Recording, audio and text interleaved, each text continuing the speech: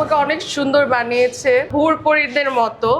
আমি নিজেকে হুরপরীদের মতো কেন, মানে আমি হুরপরীদের থেকেও সুন্দর, কারণ আল্লাহর সৃষ্টি আমি। এটার দাম 1 কোটি। আমাকে যারা ভালোবাসে, যারা আমাকে অনুসরণ করে, তারাই গিফট পাঠায়, আমার বয়ফ্রেন্ড লাগে না।